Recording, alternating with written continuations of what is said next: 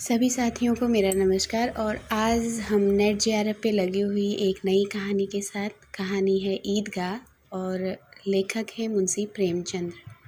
आइए पढ़ते हैं ईदगाह कहानी।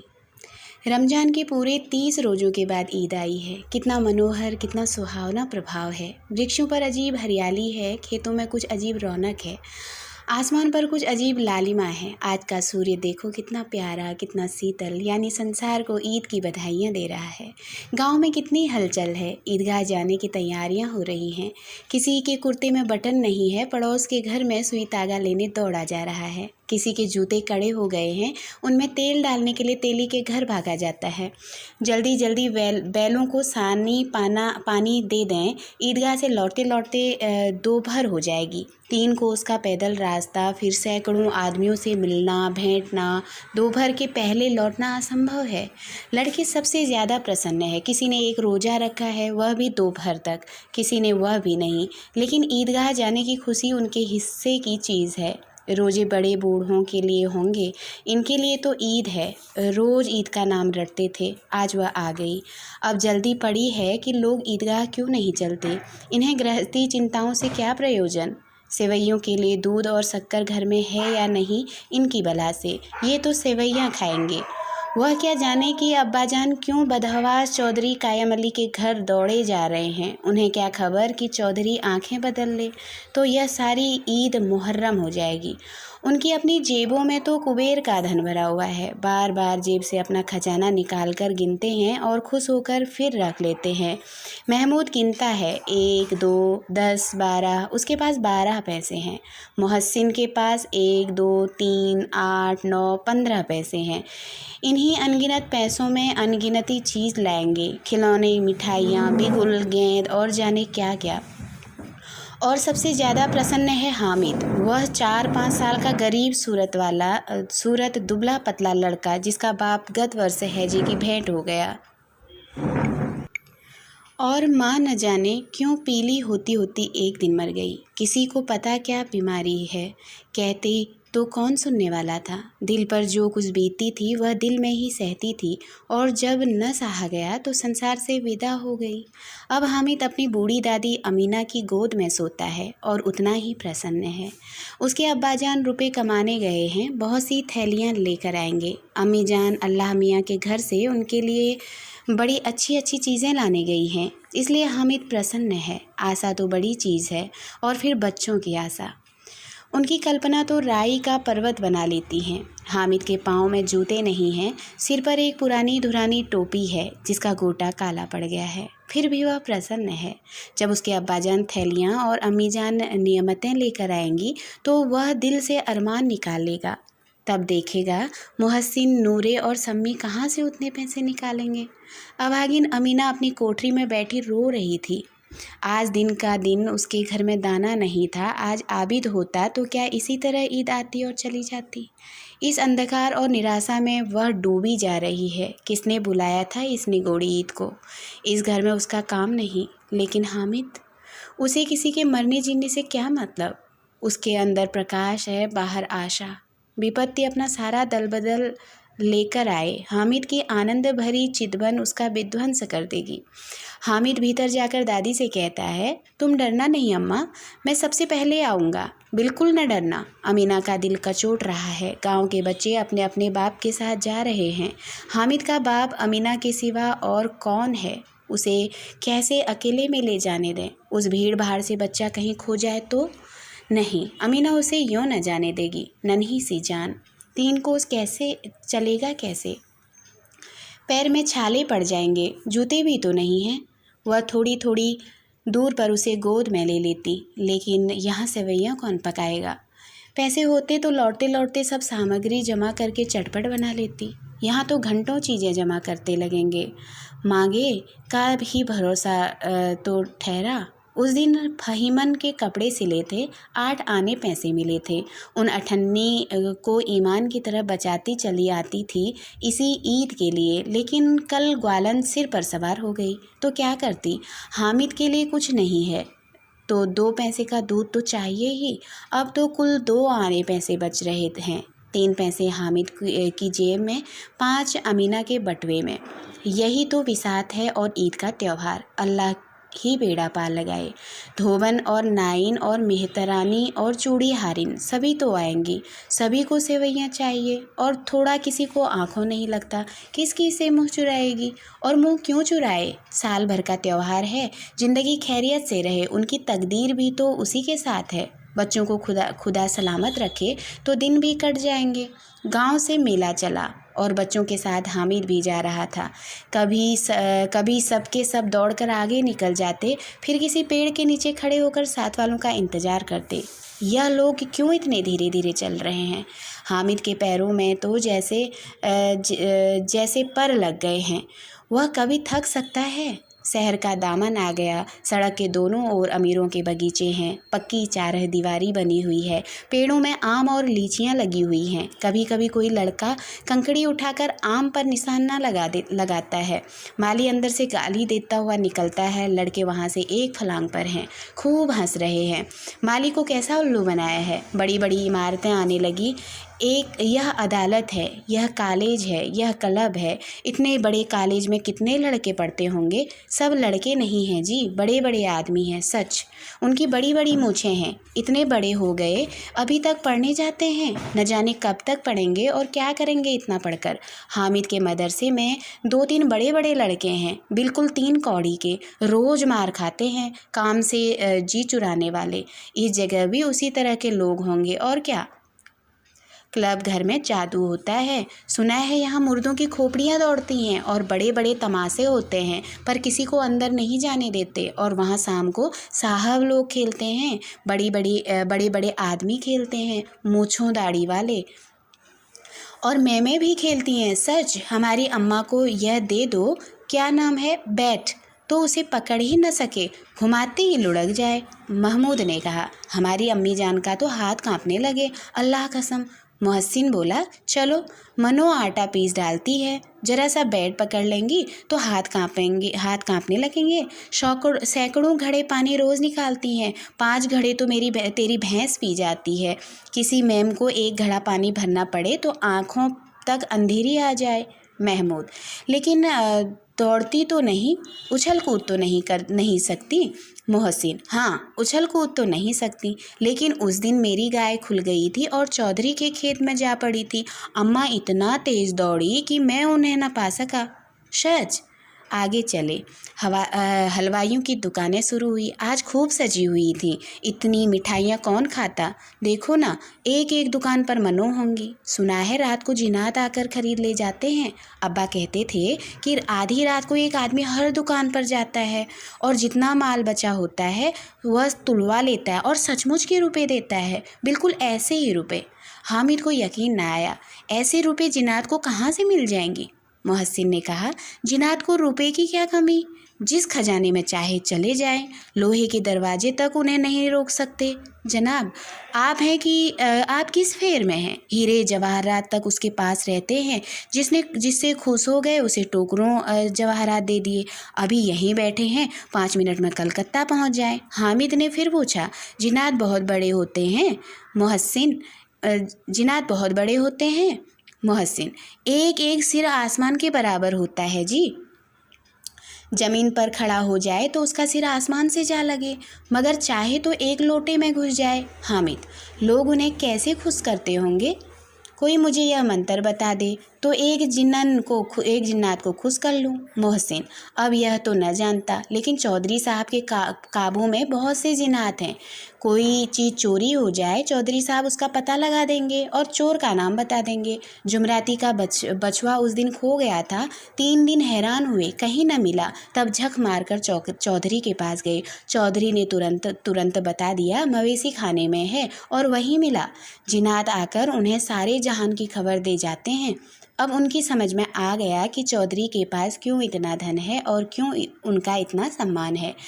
फिर आगे चले।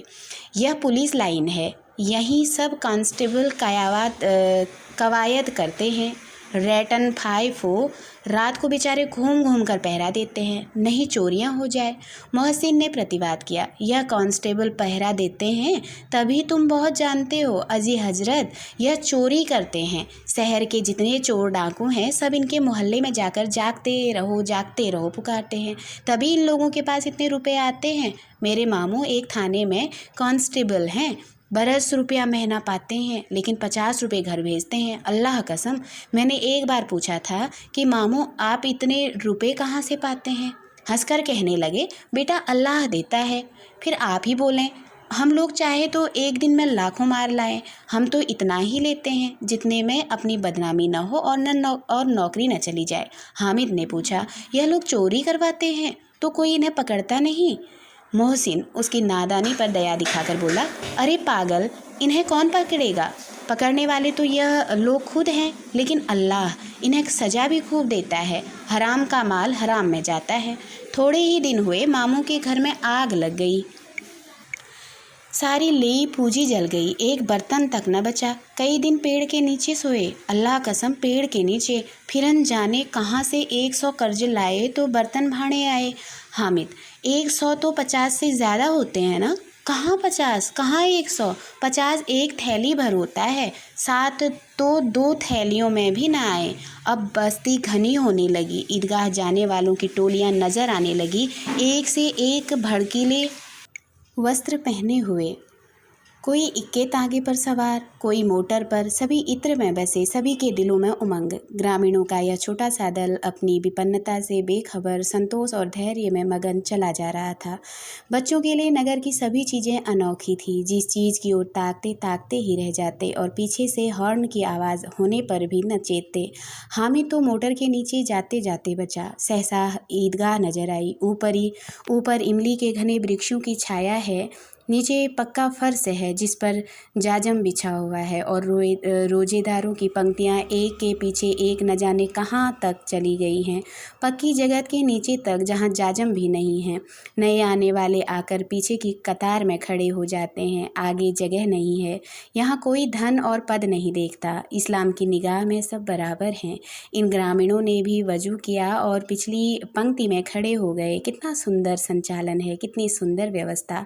लाखों सिर एक साथ सिजदे में झुक जाते हैं, फिर सबके सब एक साथ खड़े हो जाते हैं, एक साथ झुकते हैं और एक साथ खड़े हो जाते हैं, एक साथ खड़े हो जाते हैं, एक साथ झुकते हैं और एक साथ खड़े हो जाते हैं। कई बार यह क्रिया होती है जैसे बिजली की लाखों बत्तियां एक साथ प्रदीप्त हो और एक साथ बुझ जाए और यही क्रम चलता रहे। कितना अपूर्व दृश्य था, जिसकी सामूहिक क्रियाएं, विस्तार और अनंतता हृदय को श्रद्धा, गर्व और आत्मानंद से भर देती थी। मानो भ्रातृत्व का एक सूत्र इन समस्त आत्माओं को एक लड़ी में पिरोए हुए है। नमाज खत्म हो गई, लोग आपस में गले मिल रहे हैं, तब मिठाई और खिलौने की दुकान पर धावा होता है। ग्रामीणों का यह दल इस विषय में बालकों से कम उत्साही नहीं है। यह देखो हिंडोला है, 1 पैसा देकर चढ़ जाओ, कभी आसमान पर जाते हुए मालूम होंगे, कभी जमीन पर गिरते हुए। यह चरखी है, लकड़ी के हाथी, घोड़े, ऊंट छड़ों में लटके हुए हैं। 1 पैसा देकर बैठ जाओ और 25 चक्करों का मजा लो। महमूद और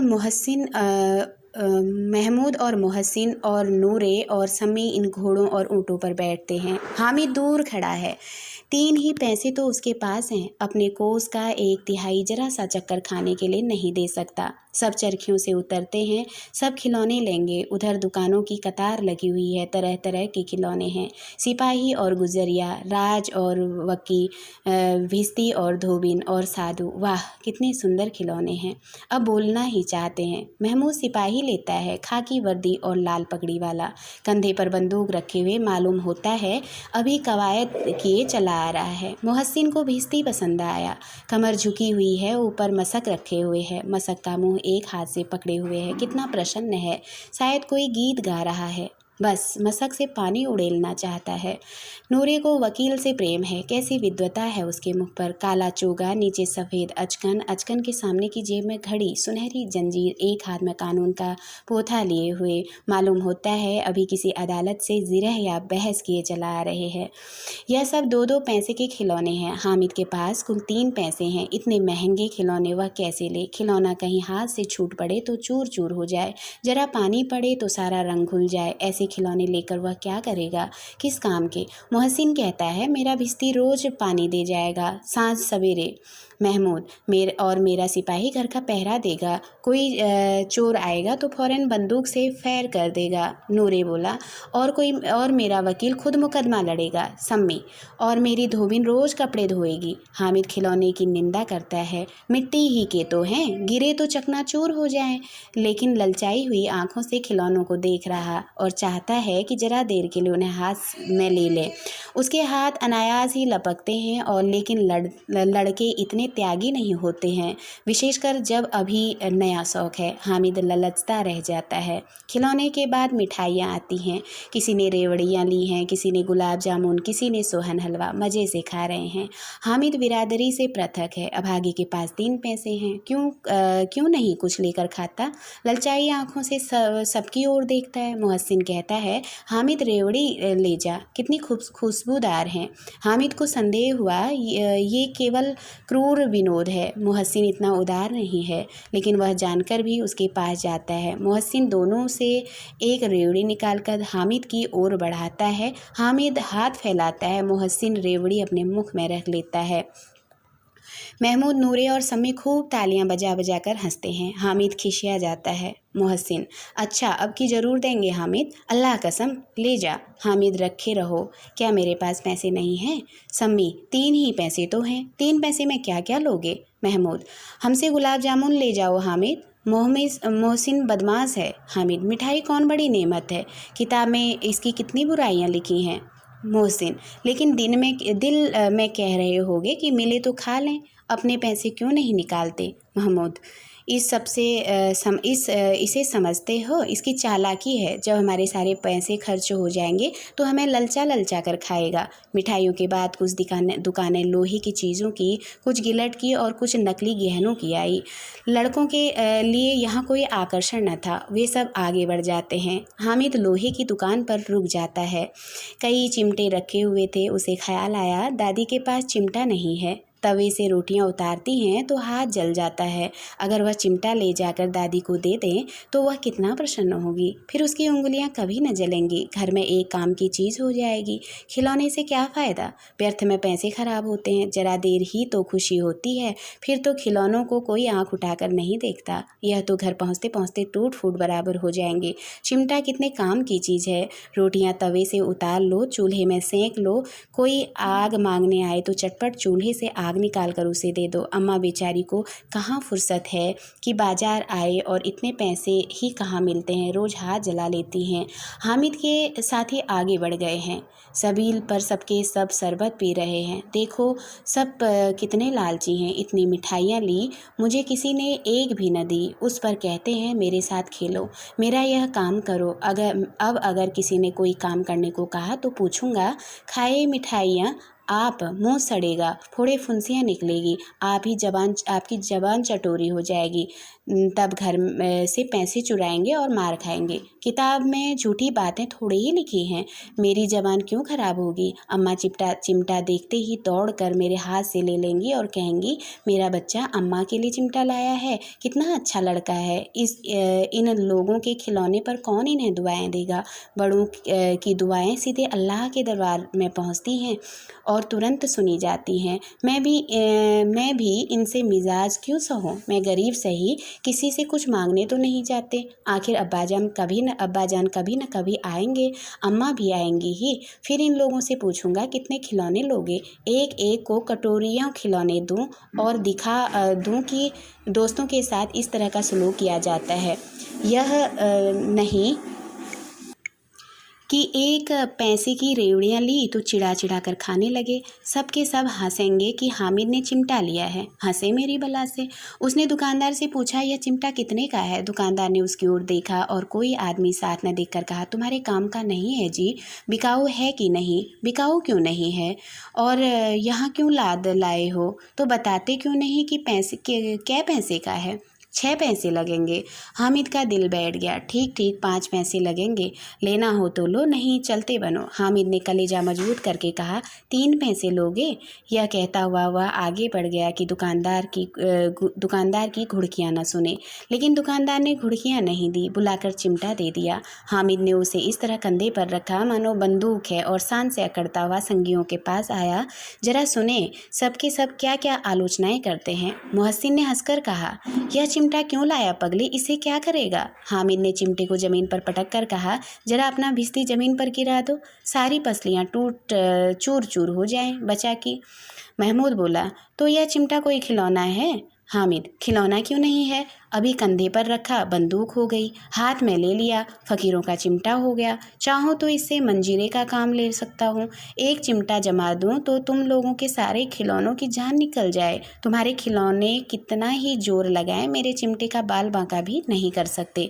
मेरा बहादुर शेर है चिमटा। सम्मी ने खंजरी ली थी, प्रभावित होकर बोला, मेरी खंजरी से बदलोगे? 2 आने की है। हामिद ने खंजीरी को और उपेक्षा से देखा, मेरा चिमटा चाहे तो तुम्हारी खंजरी का पेट फाड़ डाले, बस एक चमड़े की झिल्ली लगा दे। डब डब बोलने लगी, जरा सा पानी लग जाए तो खत्म हो जाए। मेरा बहादुर चिमटा आग में, पानी में, आंधी में, तूफान में बराबर डटा खड़ा रहेगा। चिमटे ने सभी को मोहित कर लिया। अब पैसे किसके पास धरे हैं? फिर मेले से दूर निकल आए हैं। 9 कब के बज गए, धूप तेज हो रही थी, घर पहुंचने की जल्दी हो रही है। बाप से जिद भी करें तो चिमटा नहीं मिल सकता। हामिद है बड़ा चालाक, इसलिए बदमाश ने अपने पैसे बचा रखे थे। अब बालकों के 2 दल हो गए, मोहसिन, महमूद, सम्मी और नूरे एक तरफ हैं, हामिद अकेला दूसरी तरफ। शास्त्रार्थ हो रहा है। सम्मी तो विधर्मी हो गया, दूसरे पक्ष से जा मिला, लेकिन मोहसिन, महमूद और नूरे भी हामिद से एक 2 साल बड़े होने पर भी हामिद के आघातों से आतंकित हो उठे। उसके पास न्याय का बल है और नीति की शक्ति। एक ओर मिट्टी है, दूसरी ओर लोहा। जो इस वक्त अपने को फौलाद कह रहा है वह अजेय है, घातक है। अगर कोई शेर आ जाए, मियाँ भिश्ती के छक्के छूट जाए तो मियाँ सिपाही मिट्टी की बंदूक छोड़कर भागे, वकील साहब की नानी मर जाए, चोंगे में मुंह छिपाकर जमीन पर लेट जाए, मगर यह चिमटा, यह बहादुर, यह रुस्तमे हिंद लपक कर शेर की गर्दन पर सवार हो जाएगा और उसकी आंखें निकाल लेगा। मोहसिन ने एड़ी चोटी का जोर लगाकर कहा, अच्छा पानी तो नहीं भर सकता। हामिद ने चिमटे को सीधा खड़ा करके कहा, भिश्ती को एक डांट लगाएगा तो दौड़ा हुआ पानी लाकर उसके द्वार पर छिड़कने लगेगा। मोहसिन परास्त हो गया। अब महमूद ने कुमुक पहुंचाई, अगर बच्चा पकड़ जाए तो अदालत में बंधे बंधे फिरेंगे, तब तो वकील साहब के पैरों पड़ोगे। हामिद इस प्रबल तर्क का जवाब न दे सका। उसने पूछा, हमें पकड़ने कौन आएगा? नूरे ने अकड़कर कहा, यह सिपाही बंदूक वाला। हामिद ने मुंह चिढ़ाकर कहा, यह बेचारे हम बहादुर रुस्तमे हिंद को पकड़ेंगे? अच्छा लाओ, अभी जरा कुश्ती हो जाए, इसकी सूरत देखकर दूर से भागेंगे। पकड़ेंगे क्या बेचारे? मोहसिन को एक नई चोट सूझ गई। तुम्हारे चिमटे का मुंह रोज आग में जलेगा। उसने समझा था कि हामिद लाजवाब हो जाएगा, लेकिन यह बात न हुई। हामिद ने तुरंत जवाब दिया, आग में बहादुर ही कूदते हैं जनाब। तुम्हारे यह वकील, सिपाही और भिश्ती लौंडियों की तरह घर में घुस जाएंगे। आग में वह काम है जो यह रुस्तमे हिंद ही कर सकता है। महमूद ने एक जोर लगाया, वकील साहब कुर्सी मेज पर बैठेंगे। तुम्हारा चिमटा तो बावर्ची खाने में जमीन पर पड़ा रहने के सिवा और क्या कर सकता है? इस तर्क ने सम्मी और नूरे को भी सजीव कर दिया। कितने ठिकाने की बात कही है पट्टे ने। चिमटा बावर्ची खाने में पड़ा रहने के सिवा और क्या कर सकता है? हामिद को कोई फड़कता हुआ जवाब न सूझा तो उसने धांधली शुरू की, मेरा चिमटा बावर्ची खाने में नहीं रहेगा। वकील साहब कुर्सी पर बैठेंगे तो जाकर उन्हें जमीन पर पटक देगा और उनका कानून उनके पेट में डाल देगा। बात कुछ बनी नहीं, खाल गाली गलौज थी, लेकिन कानून को पेट में डालने वाली बात छा गई। ऐसी छा गई कि तीनों सुरमा मुँह ताकते रह गए, मानो कोई धेलचा कानकौवा किसी गंडे वाले कनकौवे को काट गया हो। कानून मुंह से बाहर निकलने वाली चीज़ है, उसको पेट के अंदर डाल दिया जाना बेतुकी सी बात होने पर भी कुछ नयापन रखती है। हामिद ने मैदान मान लिया, उसका चिमटा रुस्तमे हिंद है। अब इसमें मोहसिन, मोहम्मद, महमूद, नूरे, सम्मी किसी को भी आपत्ति नहीं हो सकती। विजेता को हारने वालों से जो सत्कार मिलना स्वाभाविक स्वाभाविक है वह हामिद को भी मिला और उन्हें 3-3, 4-4 आने पैसे खर्च किए पर कोई काम की चीज़ न ले सके। हामिद ने 3 पैसों में रंग जमा लिया। सच ही तो है, खिलौनों का क्या भरोसा, टूट फूट जाएंगे। हामिद का चिमटा तो बना रहेगा बरसों। संधि की शर्तें तय होने लगी। मोहसिन ने कहा, जरा अपना चिमटा दो, हम भी देखें। तुम हमारा भिश्ती लेकर देखो। महमूद और नूरे ने अपने अपने खिलौने पेश किए। हामिद को इन शर्तों को मानने में कोई आपत्ति नहीं थी। चिमटा बारी बारी से सबके हाथ में गया और उनके खिलौने बारी बारी से हामिद के हाथों में आए। कितने खूबसूरत खिलौने हैं। हामिद ने हारने वालों के आंसू पोंछे। मैं तुम्हें चिढ़ा रहा था, सच। यह चिमटा भला इन खिलौनों की क्या बराबर करेगा। मालूम होता है अब बोले, लेकिन मोहसिन की पार्टी को इस दिलासे से संतोष नहीं हुआ। चिमटे का सिलका खूब बैठा था। चिपका हुआ टिकट अब पानी से नहीं छूट रहा है। मोहसिन, लेकिन इन खिलौनों के लिए कोई हमें दुआ न देगा। महमूद, दुआ को लिए फिरते हो, उल्टे मार न पड़े। अम्मा ज़रूर कहेगी कि मेले में यही मिट्टी के खिलौने मिले। हामिद को स्वीकार करना पड़ा कि खिलौनों को देखकर किसी की माँ इतना खुश नहीं होंगी जितना दादी चिमटे को देखकर होंगी।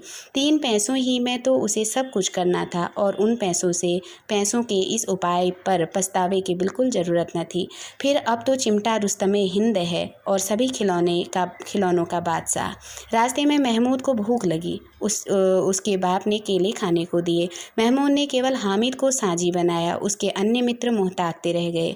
यह उस चिमटे का प्रसाद था। 11 बजे गांव में हलचल मच गई। मेले वाले आ गए।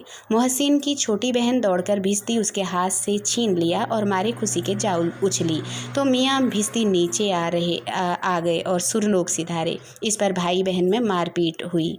दोनों खूब रोए। उसकी अम्मा यह शोर सुनकर बिगड़ी और दोनों को ऊपर से 2-2 चांटे और लगाए। मियाँ नूरे के वकील का अंत उनके प्रतिष्ठानुकूल इससे ज़्यादा गौरवमय हुआ। वकील जमीन पर या ताक पर हो नहीं बैठ सकता। उसकी मर्यादा का विचार तो करना ही होगा। दीवार में खूंटियाँ गाड़ी गई। उन पर लकड़ी का एक पटरा रखा गया। पटरे पर कागज़ का कालीन बिछाया गया।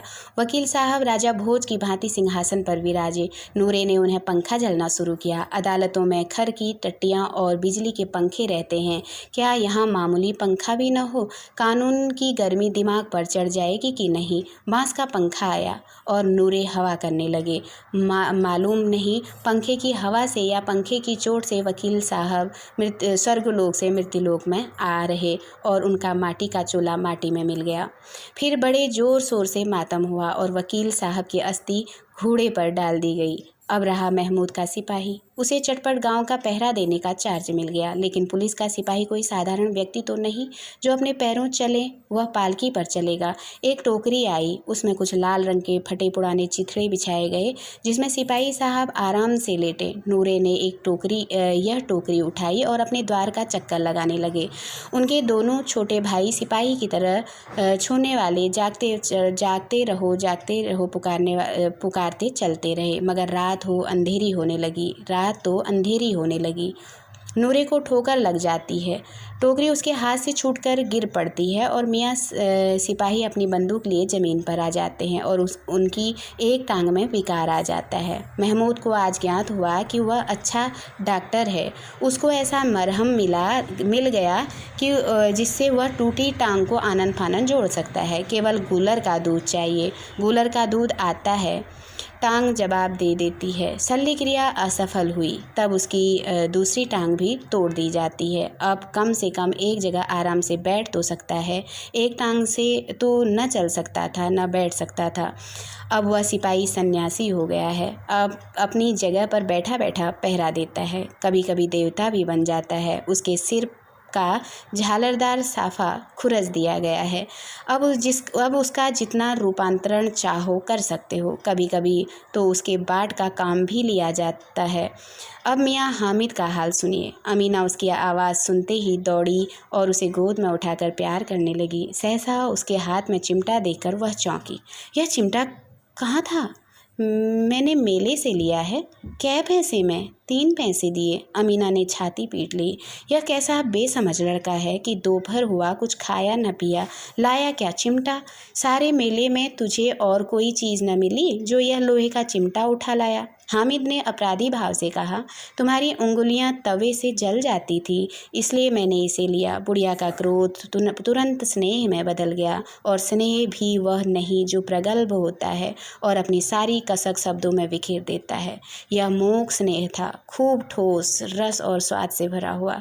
बच्चे में कितना त्याग, कितना सद्भाव और कितना विवेक है। दूसरों को खिलौने लेते और मिठाई खाते देखकर इसका मन कितना ललचाया होगा। इतना जब्त इससे कैसे, इससे हुआ कैसे।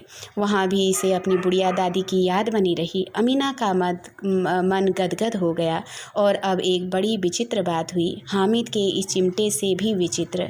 बच्चे हामिद ने बूढ़े हामिद का पार्ट खेला था। बुढ़िया अमीना बालिका अमीना बन गई। वह रोने लगी, दामन फैलाकर हामिद को दुआएं देती जाती थी और आंसू की बड़ी बड़ी बूंदें गिराती जाती थी। हामिद इसका रहस्य क्या समझता। और इस तरह ईदगाह कहानी यहाँ पे समाप्त होती है। बहुत बहुत धन्यवाद।